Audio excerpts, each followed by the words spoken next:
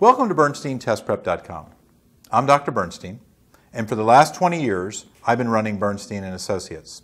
We're a nationwide test preparation company that prepares police officers, sheriffs, and correctional officers for promotional exams.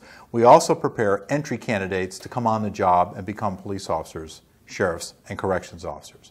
Now, I can tell you this for a fact, nobody prepares people like we do, and nobody does a better job. If you come to Bernstein & Associates, your score is definitely going to go up. If you're tired of doing what you're doing, if you feel you're ready for a promotion, if you feel it's your time, you come to Bernstein & Associates and we'll get you prepped and ready for your test.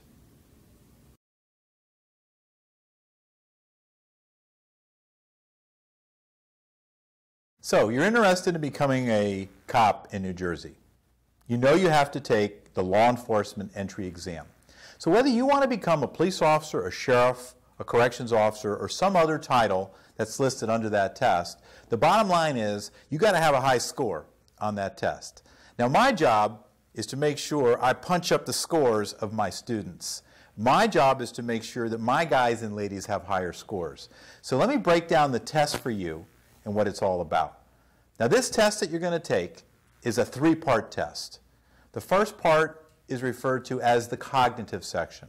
The cognitive section is part one. The second part is the personality assessment or the work style component. That's part two. And the third part is the biodata or the life history. Now I'm going to cover all three. I'm going to break down all three. I'm going to go through each section, and you're going to, when you finish, have a better understanding of what this test is all about. So what's part one, the cognitive section? I'm going to break it down for you here. I'm going to read you a few things that civil service has come up with in terms of their definition. The first part is, as they refer to it, written expression. So written expression, they talk about this skill involves your ability to communicate information. Now, communicating information, why is it important for cops to communicate? Because you're dealing with who?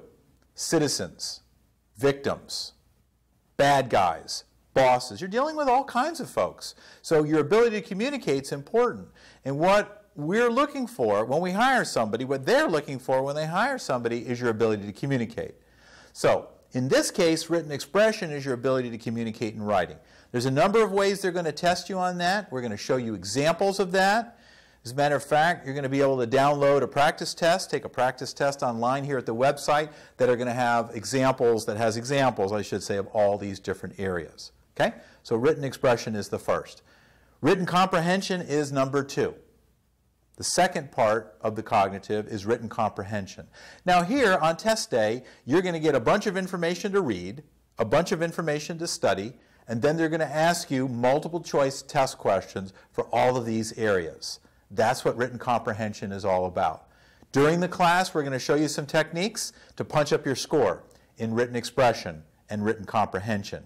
And we're going to show you some real-life examples of what it looks like. The third section that they look for, the third area, is called problem sensitivity. Now, problem sensitivity has you identifying certain kinds of problems, has you recognizing conflicts with information. So let's say the problem is there was a robbery that just occurred. A lady got knocked down, her purse got stolen, and the bad guy ran away. You have 5 people that watched the robbery. And after talking to the 5 people, you got 5 different descriptions. One says he's big. One says he's small. One says he's medium. 2 say he's black. 2 say he's white. One says his... You got to make sense of all this stuff. You got to analyze and break it down. Why? Because that's one of the test questions that they're going to ask you. They're going to give you different descriptions and different background information on this bad guy from these victims. And you got to sort it all out. We're going to show you how to do that in the class. We're going to give you some examples and give you a strategy to pick out the right answer. The next section in the cognitive is referred to as deductive reasoning.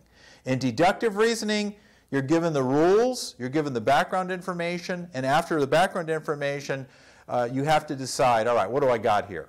So if the law you're given says, okay, this is what a robbery is, this is what a burglary is, this is what a theft is, and then they give you all the details and the fact pattern, at the end, you have to be able to say, based on my review of this information, this is a robbery, this is a burglary, this is a theft. You need to know. You need to be able to figure it out. We're going to show you how to do that in class.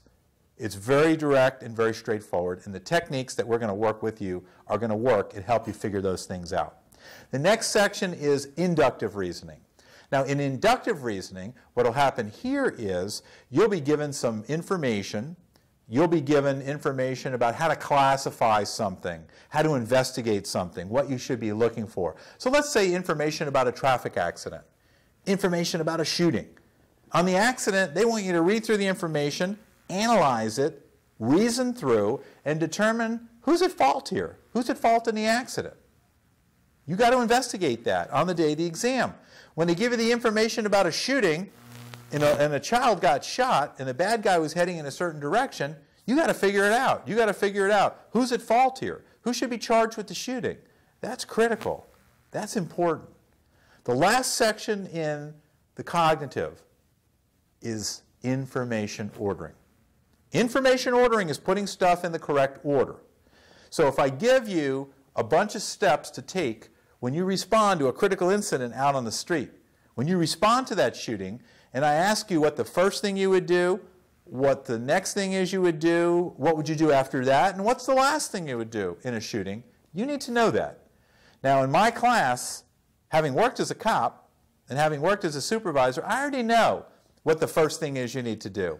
I know what the next thing is you need to do. And I'm going to teach you that in class, I assure you. That first part of the test, cognitive part 1, normally I want to tell you it's roughly 50 questions. Okay? 40 to 50 questions is what you're looking at there. Traditionally, it's the lower weighted part of the test. It's a lower weighted part of the test. You still need to know it. You still need to do good. Every section on the test is important. Now that's the cognitive. The next section is the personality assessment.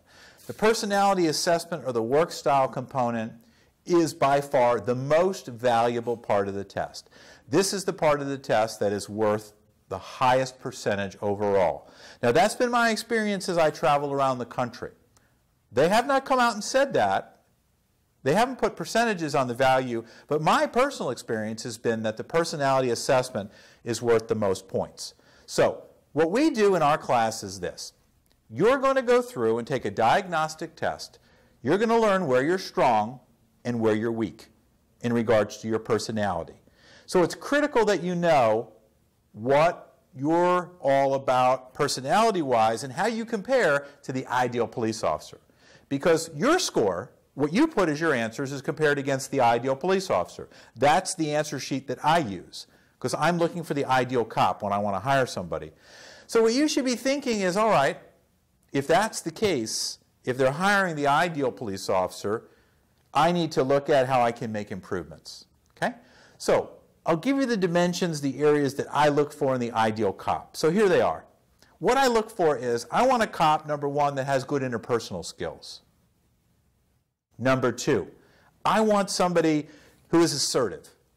I'm looking for a cop that's assertive. Now, if you're not assertive, you can learn how to be assertive. That's part of what we do when we do our diagnostic test. If you're not assertive, you can learn how to be assertive.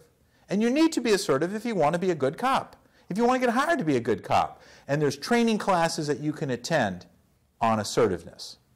Another dimension that I evaluate in my personality assessment test that normally is evaluated in the test that you're going to take is stress tolerance. Now, we all have stress, and we all have to deal with stress on a regular basis. But it's how you manage that stress. How you manage that stress. And that's something certainly you can work on to improve. Next category is team orientation. You work as a team member. You work on a squad. When I worked as a sergeant down in South Beach, I had 10 people that worked for me on that team, on that squad. And we all rely on each other. So you're going to be asked questions about your ability to work with other people. Next is ethics and integrity. Now, I think we would all agree that ethics and integrity is a critical key component for every good police officer. Now, either you have it or you don't. We cannot teach it, and you can't learn it. You either have it or you don't. Not everybody's cut out to be a police officer. A number of people will fail this exam because they're not cut out to be cops and they're going to get screened out. Okay? And that's how it works. Those are the key critical components of the personality assessment. There's a lot more. There's a lot more variables and I'm not going to cover them today, but I will cover it in class and I will spend hours and hours breaking this down and pulling it apart. This is just an overview. The last part of your test is the biodata portion, part 3. Okay, part 3. Now in part 3, it's broken down into several sections. There's several different components that are being looked at, but it's referred to as the life experience or biodata portion. And in the life experience, you're asked specific questions about your school, about your work history, about what your teachers think about you, about what other classmates think about you, about what people who've worked for you, with you, think about you. All kinds of multiple choice questions are asked of you.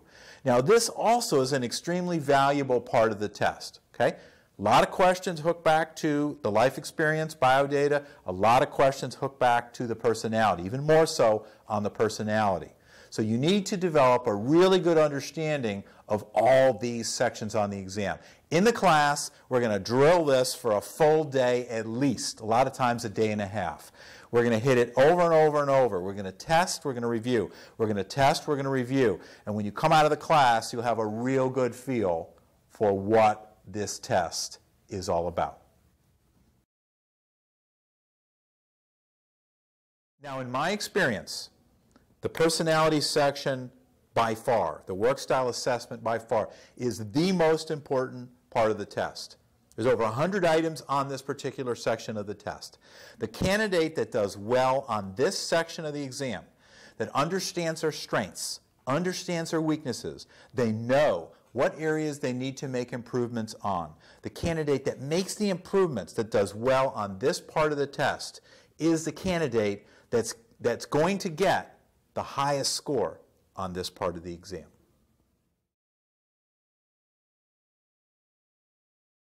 Now you're going to get a lot of great information in the course, and we don't expect you to remember everything. So the practice test questions, the strategy, the breakdown, the key pertinent information is all included in the book. The book is yours to keep. Once you come to the Bernstein class, we have a specific book for every single test, no matter what the test is. This book was updated for the most current exam. It's going to be yours. You're able to take it home. You're able to study from it. And as I said, it's yours to keep for the price of the course. The training that you're going to get is second to none. This book will help to reinforce that training. So you've had a chance now to learn a little bit about your test. You've had a chance to learn a little bit about what Bernstein Test Prep has to offer, so you have a much better feel for what you now need to do. If you're tired of doing what you're doing right now, you're tired of the position that you're in, if you're willing to make the investment in your future, if you feel it's now your time to move up into a different position to get that job that you want or get the promotion that you want, then I will tell you to sign up for a Bernstein Test Prep class.